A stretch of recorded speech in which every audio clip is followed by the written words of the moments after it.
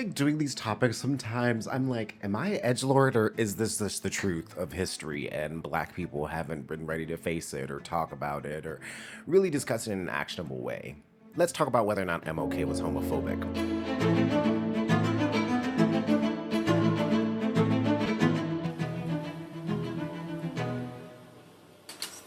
After meeting in 1956, Bayard Rustin and Martin Luther King Jr. became close political confidants. The civil rights movement, which would embroil much of their lifetimes, demanded so much of them. Martin Luther King Jr., tired from years of lackluster national legislation on desegregation and civil rights, knew that more had to be done, which eventually meant the March on Washington in 1963. But despite the march's success in history's eye, something was terribly, terribly wrong. With government surveillance and COINTELPRO on the rise, the movement and figures like Martin Luther King Jr. had so much to lose. And what exactly that loss was is a hidden piece of queer black history.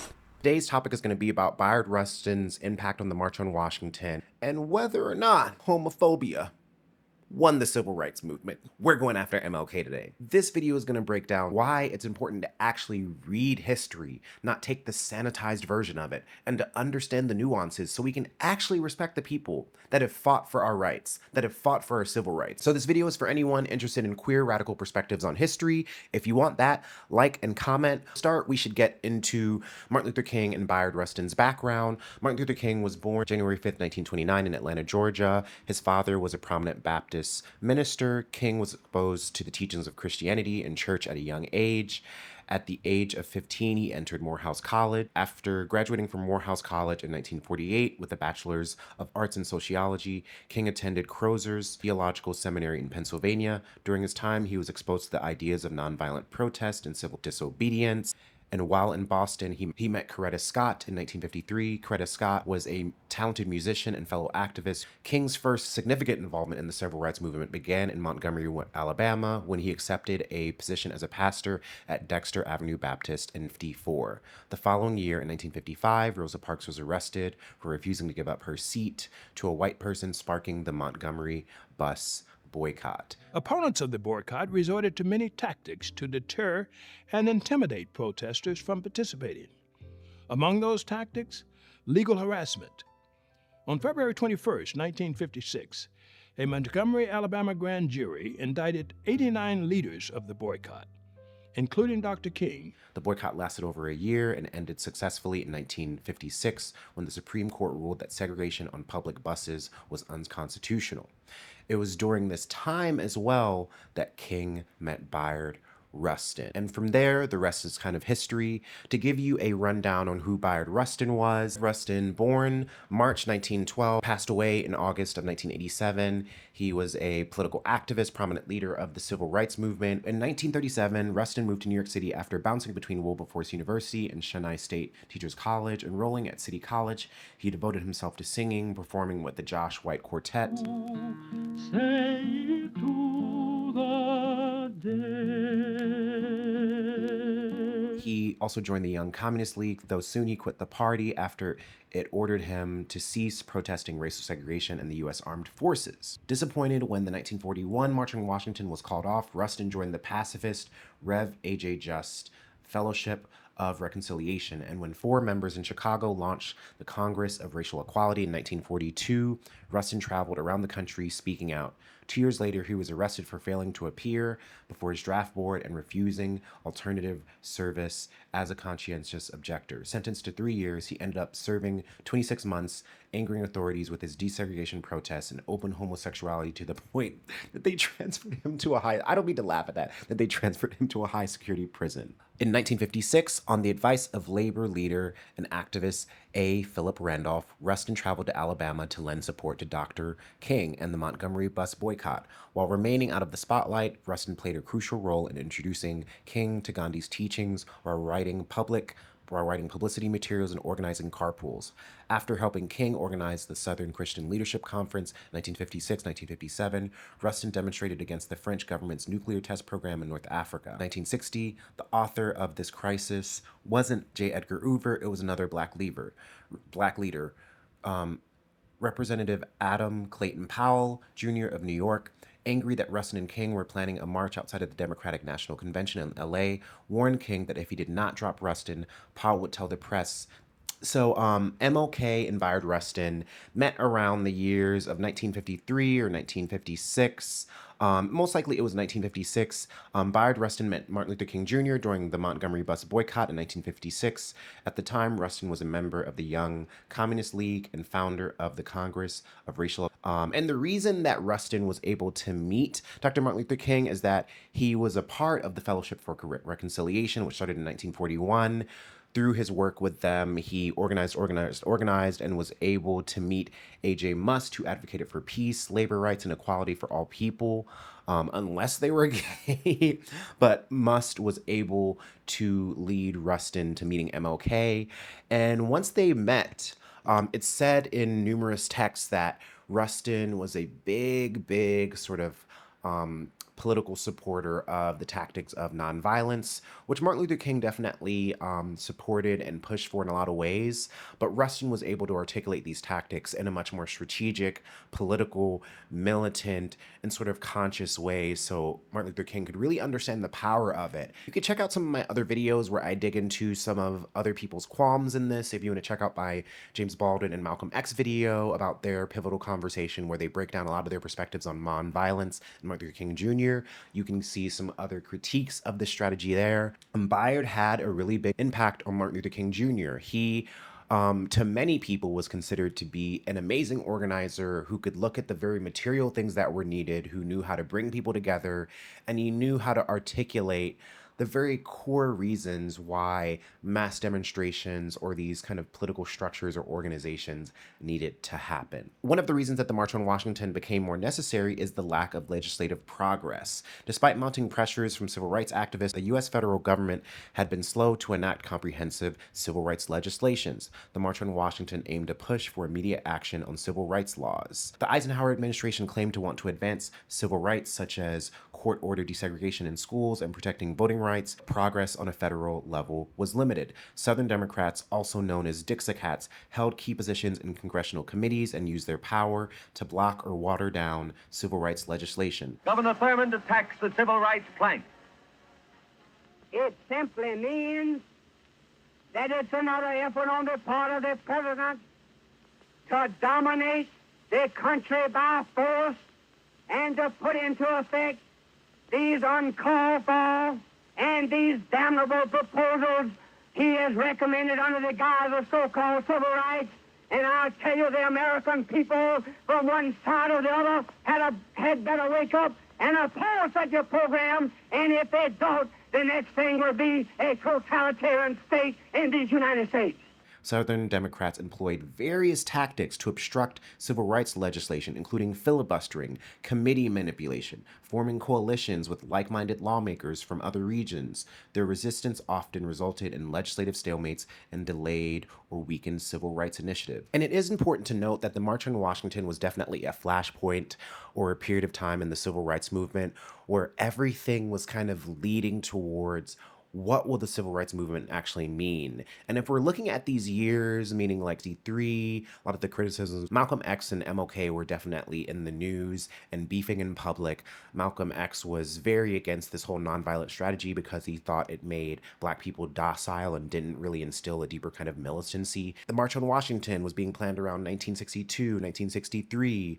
Only a few years later, the Black Panther Party would start, only a year after the eventual assassination of Malcolm X in 1965. I think we can look at this period of time where the civil rights movement has been happening for a number of years. There's been fights in different regions and parts of the country. We've had the Birmingham Children's Crusade. We've had the 16th Street Baptist Church bombing. We've had all sorts of struggles and demonstrations against the war in Vietnam. And so really during this period of time, we see the pendulum swinging from violent tactics are a way to gain mass media attention, but where do they actually lead? What is the pressure point that is needed to make this happen?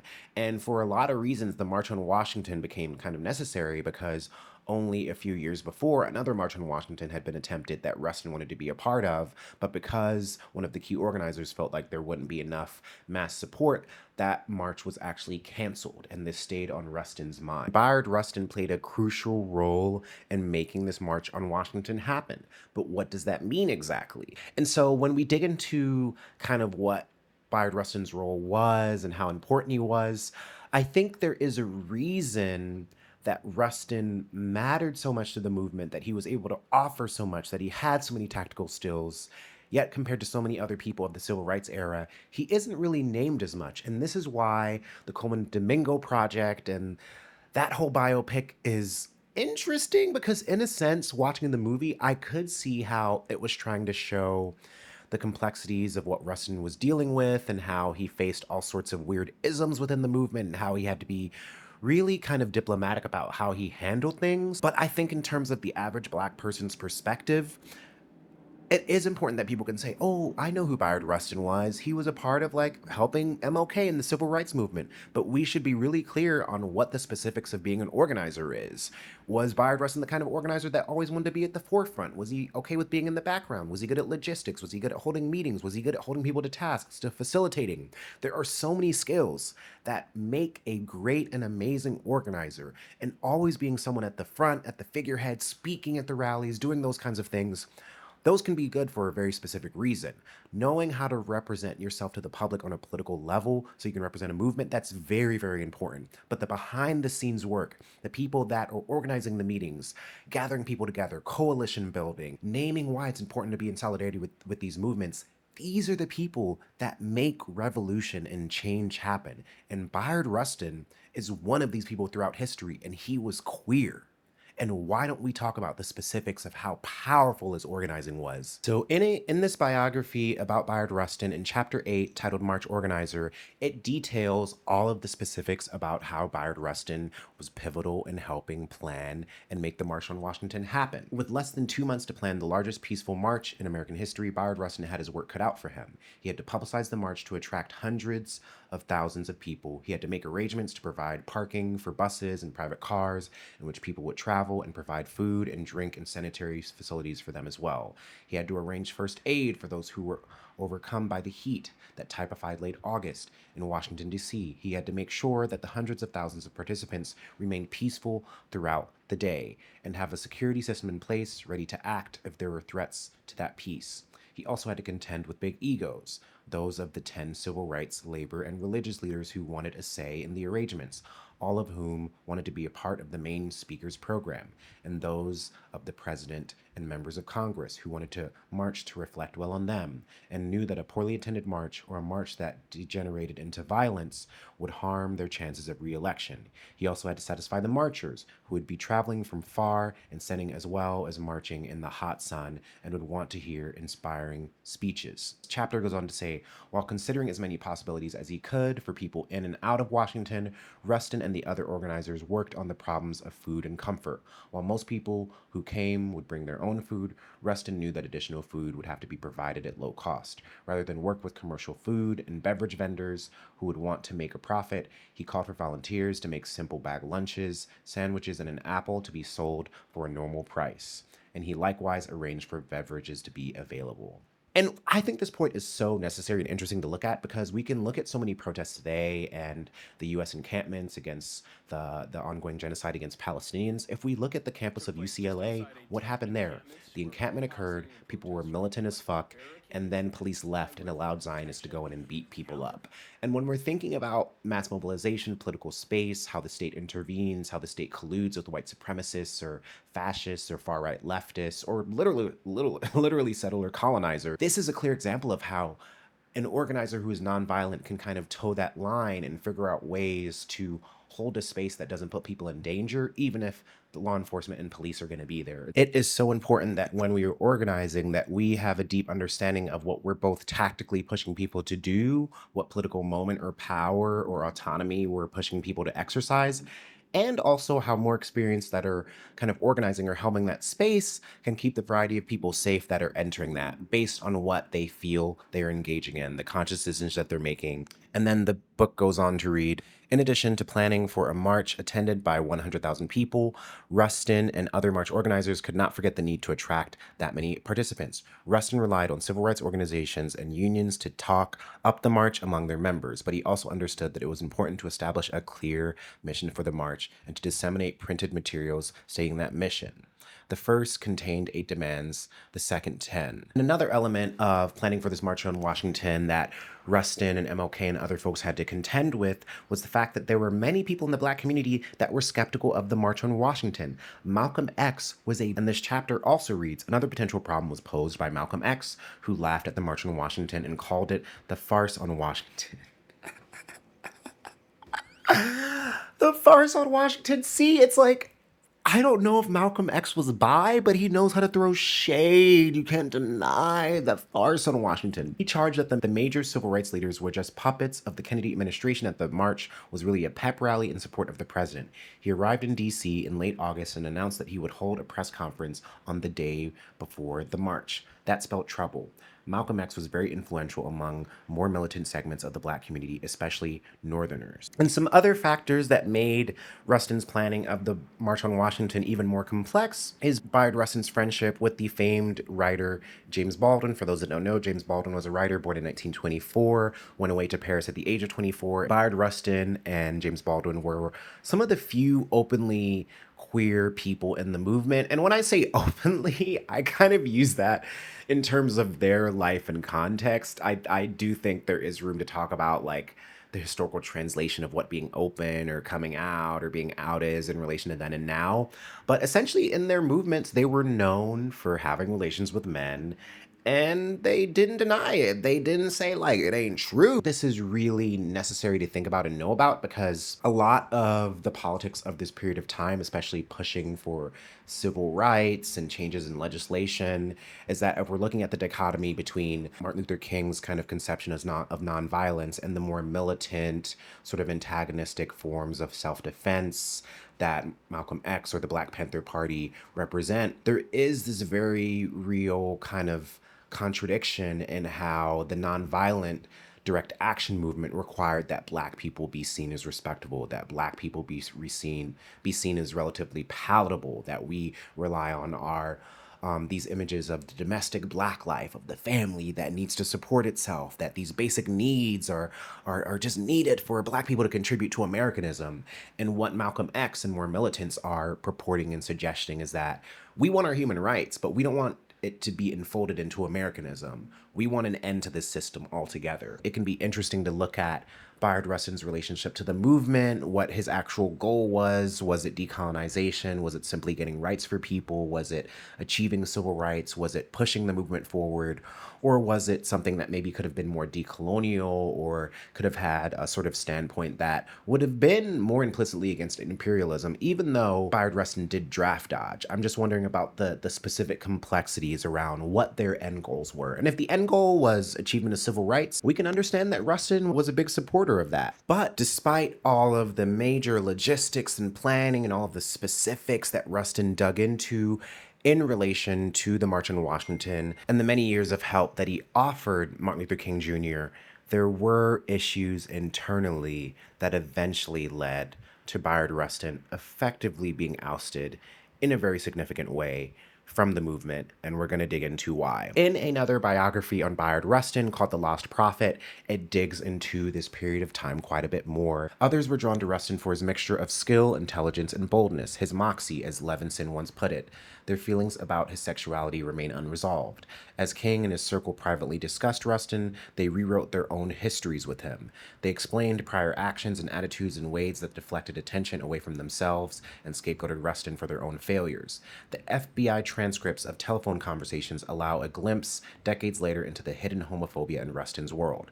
Shortly after the March on Washington, King and Jones had a conversation about Rustin had been let go in the first place. King attributed it to the complaints that Rustin's homosexuality had generated from students in the sit-in movement.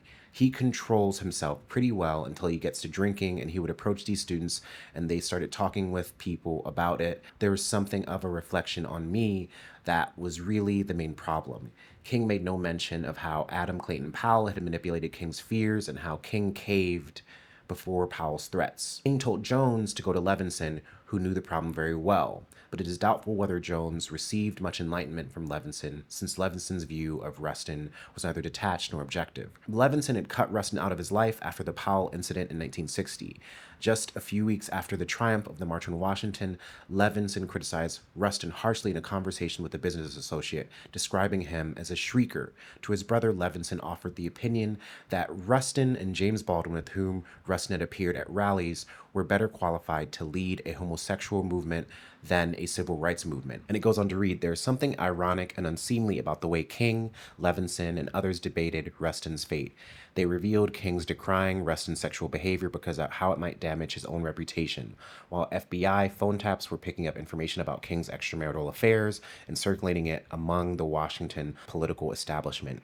King was worried about the charges concerning Rustin's past political associations. Yet King's continuing ties to Levinson made him and the broader civil rights movement the target of massive government surveillance. The taps show Levinson, best described as an armchair radical with deep pockets, ridiculing Rustin's political savvy just weeks after Rustin pulled off perhaps the greatest protest demonstration of the century. Levinson had a secret political past that made him an expert in the art of political perception, but he claimed that Rustin was the victim of manipulation by a 20-year-old whose political affiliations were open." In Bayard Rustin, Behind the Scenes of the Civil Rights Movement by James Haskins, it explores a lot of the work that Bayard Rustin put into the March on Washington and also the ensuing homophobia that would eventually lead him to being ousted out of these deeper inner circles of the civil rights movement. And the part that this is mentioning is that if we go to that Making Gay History article that I mentioned earlier, Who Designed the March on Washington, it does note this 1960 incident. Rustin experienced one of the lowest points in his career in 1960, and the author of the crisis wasn't J. Edgar Hoover. It was another black leader, Representative Adam Clayton Powell, Jr. of New York. Angry that Rustin and King were planning a march on Washington outside of the Democratic National Convention in Los Angeles, warned King if he did not stop Rustin, Powell would tell the press that King and Rustin were gay lovers. Regardless of the fact that Powell had concocted the charge for his own malicious reasons, King, in one of his weaker moments, called off the march and put distance between himself and Rustin, who reluctantly resigned from the Southern Christian Leadership Conference, which was led by King. For King lost much moral credit in the eyes of the young writer James Baldwin wrote in Harper's. We can look at this 1960 event as pivotal because Bayard Rustin effectively helped start the Southern Christian Leadership Conference. He helped push for a March on Washington in the early 1960s. And among many reasons why this didn't happen, it's because a state representative wanted to spread a salacious rumor claiming that Martin Luther King Jr.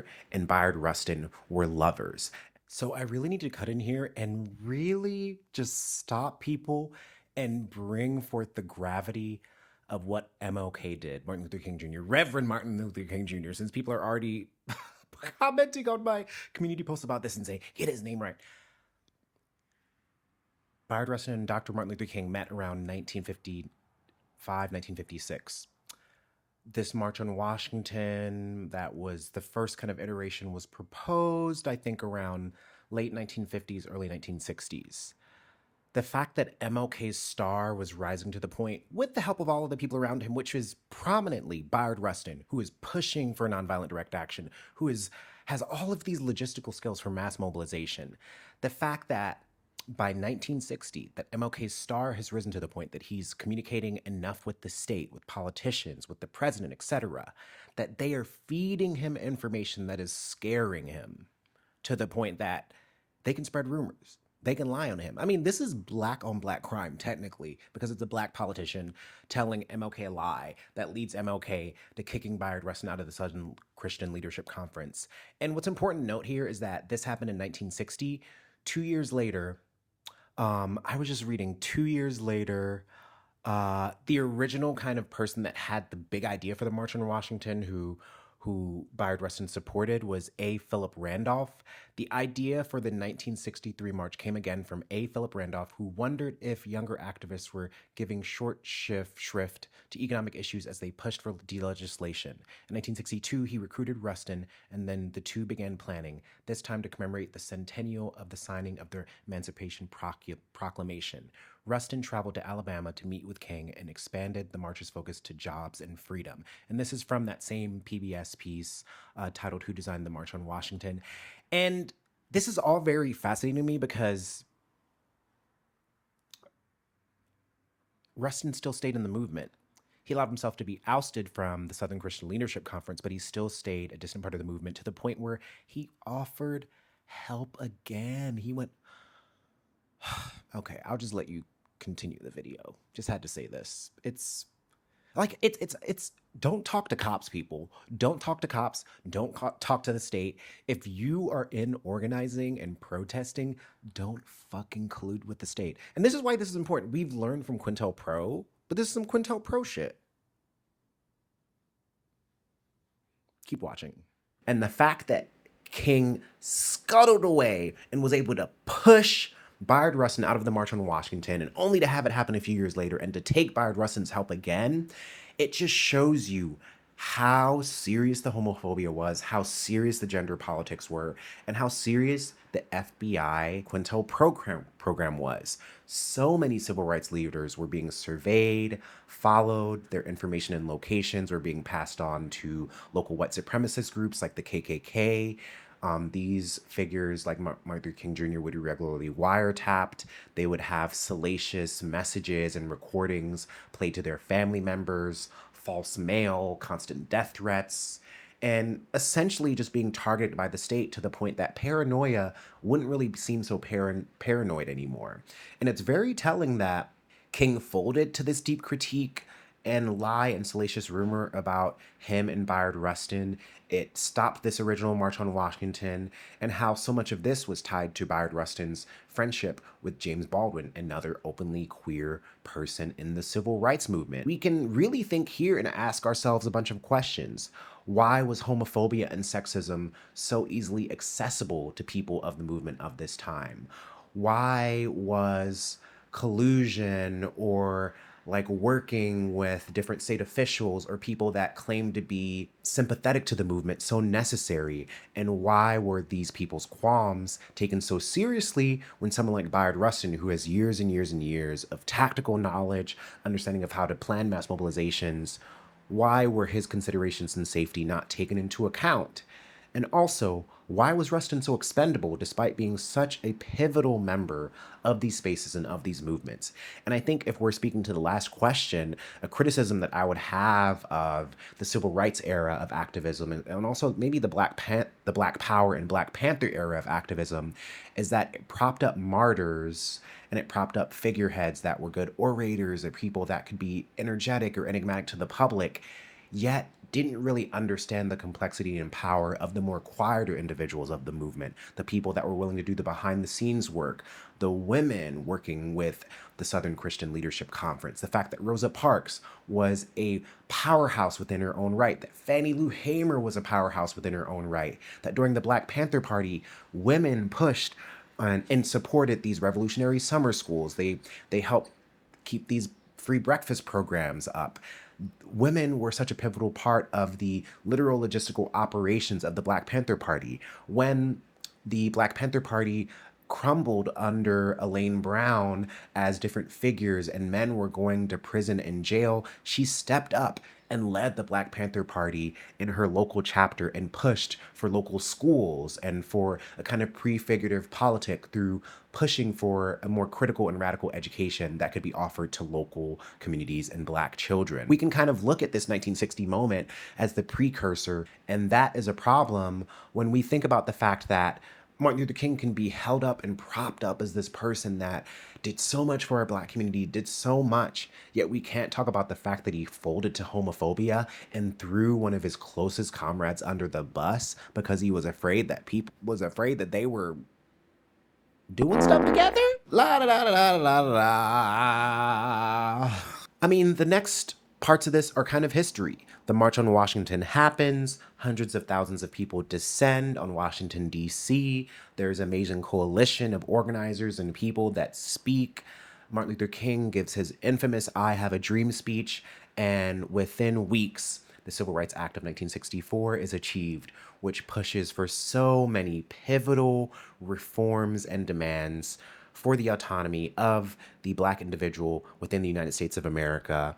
And when we look at the March on Washington, there is also this tinier nugget of history that I'm hoping to dig into in another video, is because I don't actually have evidence of this, but I do know in various academic spaces that some of the tea is also that there were plans for James Baldwin to potentially speak at the March on Washington, but because of these previous qualms with Bayard Rustin and his friendship with James Baldwin, and how there were rumors that MLK and Bayard Rustin might have been involved, word on the block is that James Baldwin was supposed to speak, that he was in talks to speak, but it was eventually decided that that wouldn't be good because he would detract from the movement.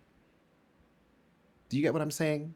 I really need to research this because I've been digging, but I haven't been able to find any writing or research on this. So if any of you know, let me know and I can make a video about selling your other queer comrades out potentially. Did Bayard Rustin do it? I think this conversation is so important for a variety of reasons. Contemporary considerations as a queer, radical, activist, organizer in my own right, and how I'd apply my analysis to this history, and how it relates to how homophobia, queerphobia shows up so regularly in organizing spaces, especially organizing spaces where Black men claim that they want to be radical or revolutionary. To come from Bayard Rustin's mouth himself, I want to bring forward a podcast episode from Making Gay History. It's season 4, episode 8, where Bayard Rustin actually years later talks about how he honestly felt about the fact that MLK kind of threw him under the bus and didn't stick up for him.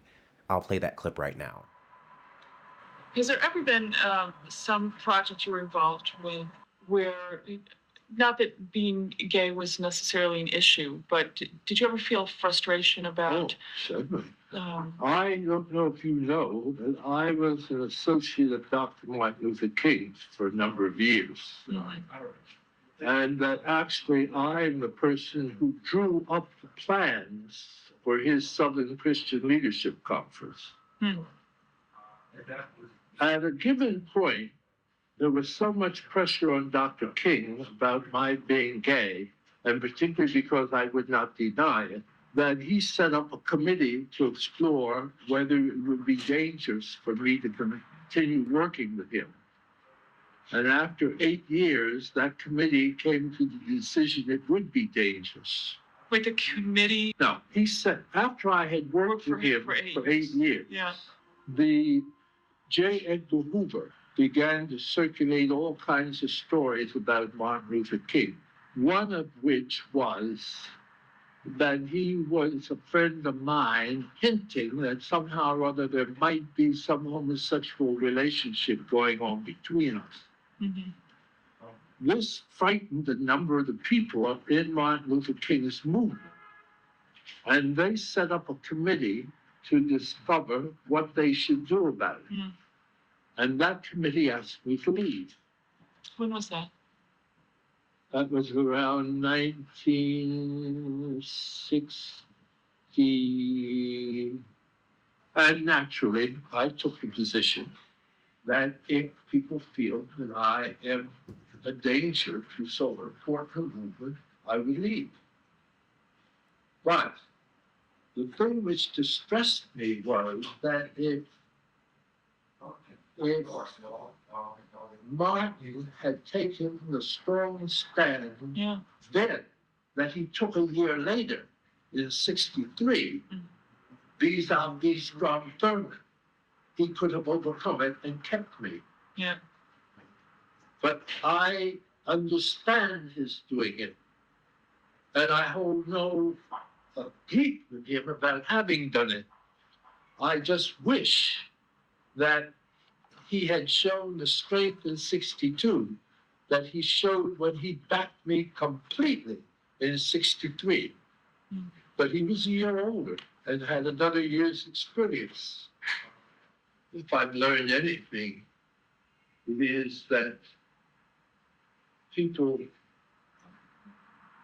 by helping others who are also in trouble, grow in strength to help themselves. When I really hear this clip, I hear and feel so many of my own experiences as a queer Black person today, and how I felt in a lot of organizing spaces, especially in organizing spaces in relation to other Black men.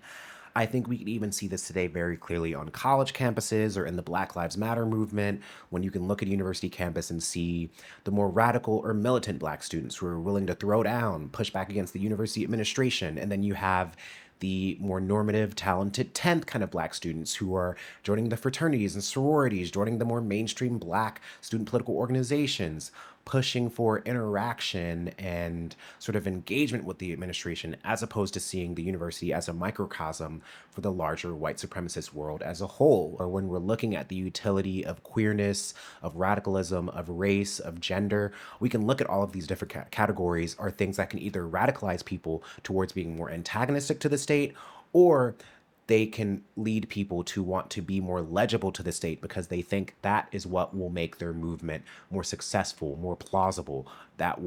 That is what will make their demands more possible. And if we're looking at MLK strategy and the nonviolent strategy, it was definitely about making Black people more human, more legible, more palatable in terms of how we protested so our civil rights could be achieved. But from this perspective, we can ask, is homophobia the hatred of gays or the willingness to erase them for our own personal gain? And when I'm speaking to queer self-erasure in political spaces, this can happen in a variety of ways. It can be code switching, showing up to a political mobilization or meeting and realizing that there are a lot of straight people there and you need to kind of reel it in order to be accepted in that space or to be able to participate. I'm thinking of one specific example of when I was in college, when my senior year was in 2014, 2015, and this was when the Black Lives Matter movement popped off. And mind you, my first 3 years of college were interesting because I wanted to be loved and accepted by my Black community at college, the larger Black community. But I found that when I went to the more normative, like frat spaces or the Black cultural political organizations, especially the parties, it was a lot of niggas playing rap music, charging dudes $10 to get in, not charging the girls, there being no furniture in the house, they're charging you to drink.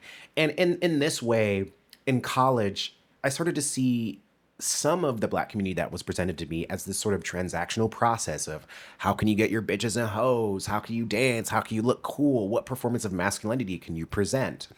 And then I realized, like, as a queer person, I didn't feel comfortable in these spaces because, one, queerness wasn't celebrated or acknowledged or visibilized. Two, I felt like this weird distraction or thing that didn't need to be there because I wasn't participating in the heteronormative politics. The erasure felt like another form of homophobia. The erasure felt like you can be here as long as you don't do that gay shit here, because if it's a distraction, then we might have a problem. And I never faced any inherent homophobia, but being in these spaces, not feeling celebrated, not feeling like anyone who looked like me was really welcomed, and the fact that it was really heteronormative and these spaces were also in services of a certain kind of collegiate assimilation, I didn't really hang out in them after like my first year. And I found the punks, I found the queer people, I found the DIY kids, the radicals, and I started diving into those friend groups. And my senior year was 2014 when Michael Brown was killed and the Black Lives Matter movement popped off. And I remember organizing really heavily on my campus in a really radical way, organizing walkouts, organizing different demonstrations, writing newsletters, targeting the university, power mapping. And there were some protests that I planned where Black students on campus said they didn't want to go to it because I was on that white people shit. I hung out with white people. So there were Black people on my campus that were literally willing to throw me under the bus and try to de-racialize me because I was too radical, because I had white friends, and or because I was fucking gay. And this all is like experiential, but there's one moment that really ties this home for me. My senior year, I was organizing all these demonstrations, and I was engaging with Black organizations because there was one protest I planned where me and my friends like really did a lot of outreach to Black orgs, and a lot of them did show up. And eventually I was nominated for this award called Black Men of Excellence. And I was nominated. I went to the like award ceremony, and this was one of my most uncomfortable moments in college because I went alone. I didn't really know anyone there for real. And I remember the whole ceremony was just steeped in this fucking straight, boring, protector kind of mindset. I remember they interviewed different men that were nominated for awards. And I remember seeing all these video interviews and I was like, wait, no one reached out to me? Like, why was an interview with me not seen as like relevant or important, especially since I'm a queer person doing radical police and racial accountability work on campus? didn't need to interview me. And the part that really got me is that they did an interview with like these 3 different black men, and they asked them, what does being a black man mean to you? And like the answers again and again were like, you're a protector, and you know how to show up for your community, and you know how to take care of your family, and you know how to take care of yours. That language is part of the reason I wanted to do my video on Nikki Giovanni and the erasure of black women and a lot of like black male kind of politicality, is because even like when I hear that language, I think about James Baldwin being like, my woman, my child, and my America. Honey, you got some sugar in the gas tank. You don't need to use this language to come across to people. And this need to be legible, this need to be tied to this idea of domesticity, this need to appear, it is in line with all of these heteronormative ideologies, which when faced with queerness or femininity or anything that is a challenge to toxic masculinity, it either like activates this gay panic, or it becomes this thing where queerness becomes a distraction. It becomes this negative thing. It becomes this weird thing that people like shouldn't really talk about, but if we do, then it's going to become a problem. And it really reinforces this kind of don't ask, don't tell thing. And that's what you can read in that 1960 moment with Adam Powell and MLK being worried about being seen as Bayard Rustin's gay lover. We see this immediate panic when MLK is tangibly tied to queerness and has to confront whether or not he's accepting of it or whether or not he's going to denigrate it in a public way so he can help the larger black community. And this brings forward this larger question of, why does black progress have to be at the expense or the subjugation of black LGBTQIA people? Why is it so important that we're locked out in order for other black people to feel safe or that they can assimilate into the American project? And I think it is because colonization has gotten so deep into our fucking brains that when we claim that we're fighting for racial justice, we're fighting for racial justice under a colonial kind of mentality. We can begin to look at the functions of masculinity and how, despite the fact that Bayard Rustin was queer and was openly queer, he did have his own reservations about how he wanted his queerness to show up in public spaces. Rustin and James Baldwin have done numerous interviews where they've kind of said like, sexuality is a private matter. I don't believe it should be something that is so focused on. Yet at the same time, Bayard Rustin later on would do interviews where he talked about the necessity of people coming out, of visibility. And so even in their own words within their lifetimes, we can see some contradictions between expressing a queer authenticness and also wanting to be politically effective and useful in movements that aligned with homophobia. And how do queer people engage in these spaces? What sacrifices have to be made? What does this say about a sort of queer selflessness that tells us that leads us to telling ourselves that our suffering is for the betterment of other people? Bayard Rustin being into nonviolent direct action strategies and believing in this sort of moralism that can help push these movements to be better and people to be better. We can also see the kind of same evidence in how, on some level, the question can be asked, why didn't Rustin pop off on these hoes? Why didn't he cuss these people out and get kicked out of a meeting? Like, blah, blah, blah, blah, fuck y'all. Y'all are fucking fake anyway. I mean, I'm not saying that that was Rustin's sentiment or his, like, ethos or even how he approached things, but in my mind, that would be justified.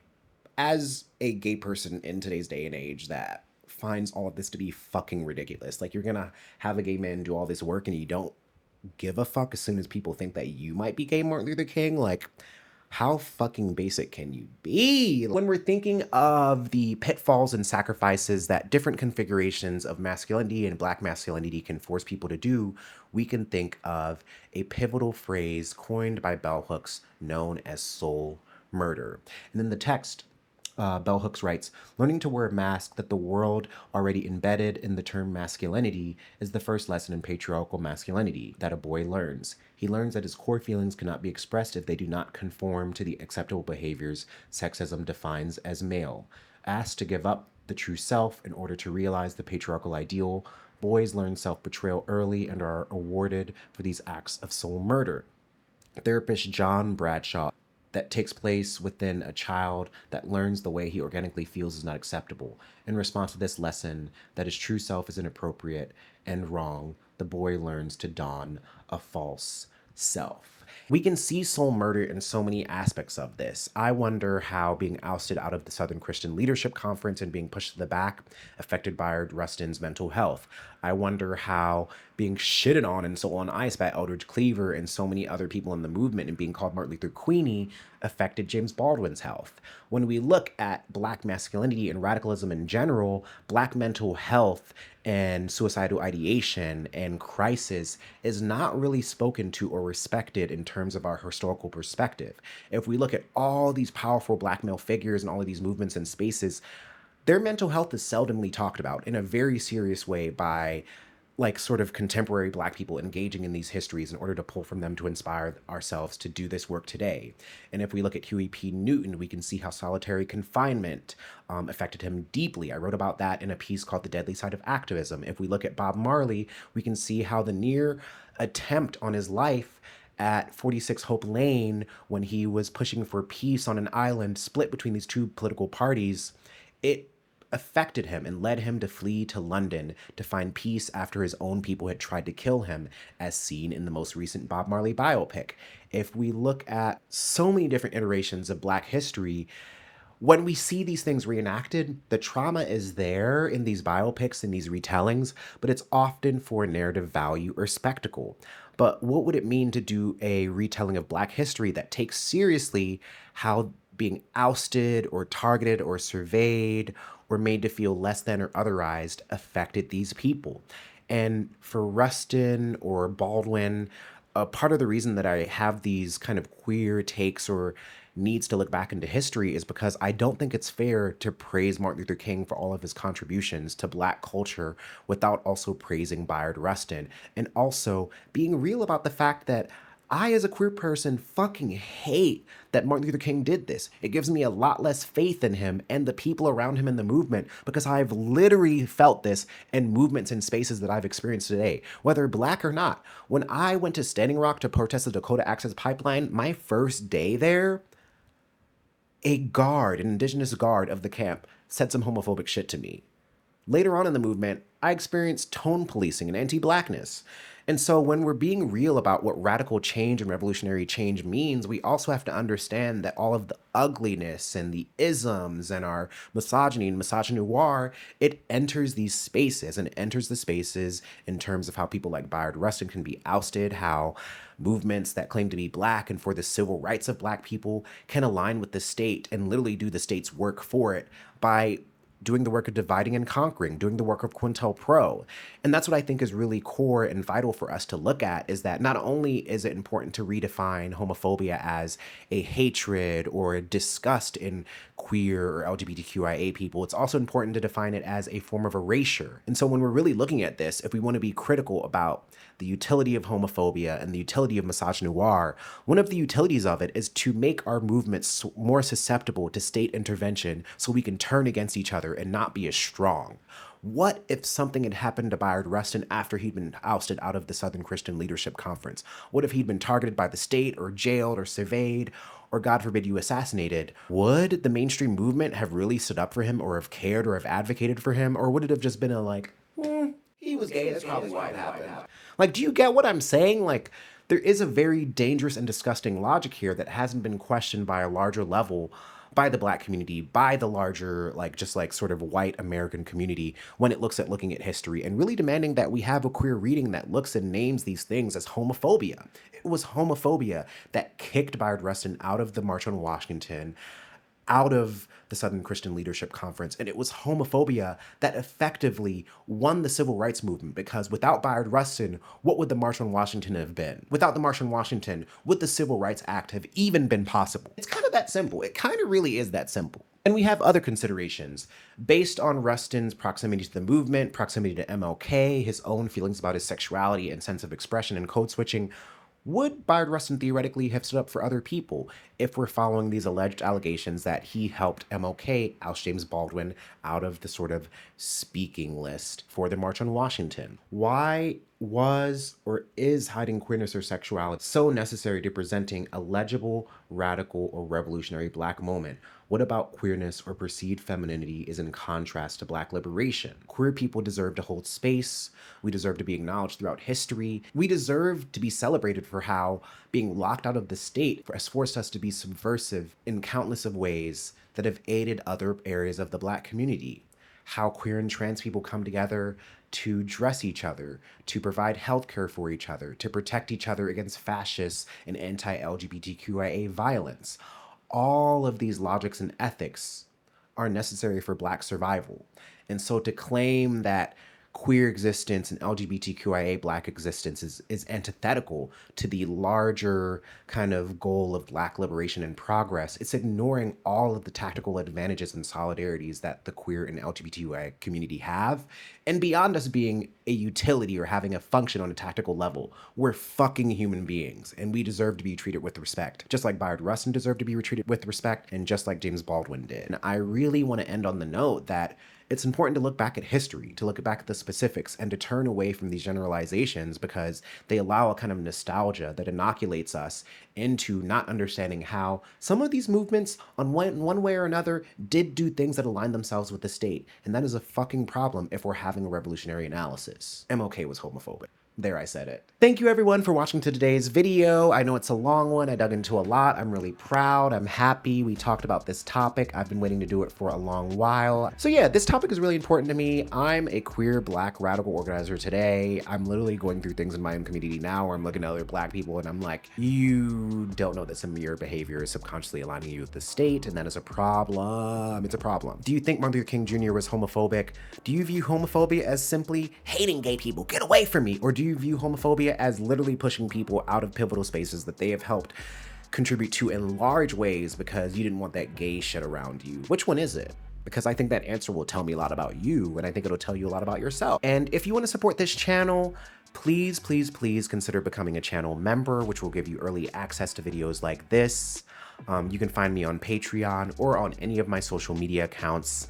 I am also in the works. This Pride Month, I will be selling my very first Black Radical Reader, which is a short collection of essays that I've written over the past few years about various Black radical figures and my perspectives on their mental health, their capacity to change, whether it be Huey P. Newton's experiences with solitary confinement and how those affected him emotionally, whether it be Bob Marley and his spiritualism and how it helped him deal with the near attempt on his life, or whether it be local organizing and how Black mental health is so pivotal to talk about when we're looking at the impacts of confronting state violence and white supremacy. So if you're interested in that, you can check out the links down in the description.